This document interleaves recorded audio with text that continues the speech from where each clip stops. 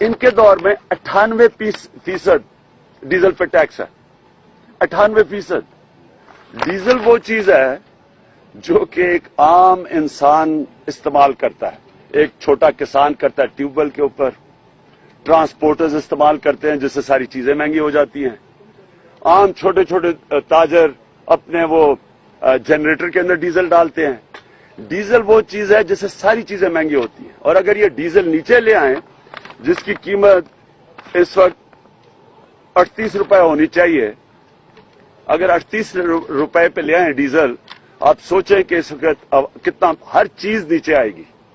ये तो अल्लाह की तरफ से पाकिस्तान को मौका मिला है कि इंटरनेशनल तेल की कीमतें नीचे आई हैं, तो अवाम का फायदा करवाएं। क्योंकि जब ऊपर जाती हैं तो अवाम के ऊपर पूरा बोझ आ जाता है, जब वो नीचे आती हैं तो अवाम का फायदा करवाएं। इस वक्त ये चीजें सस्ती हो सकती हैं, अवाम की जिंदगी बेहतर हो सकती है। छोटा किसान जो मर गया, किसानों का तो माशी कत्ल हुआ है। कभी किसानों का पाकिस्तान में इतना बुरा हाल नहीं था जितना आज है। और एक चीज से उनको अगर फायदा हो सकता था, अब डीजल की कीमत नीचे ले आते। और डीजल के ऊपर 98% टैक्स, कभी पाकिस्तान की तारीख में इतना टैक्स नहीं लगाया किसी ने।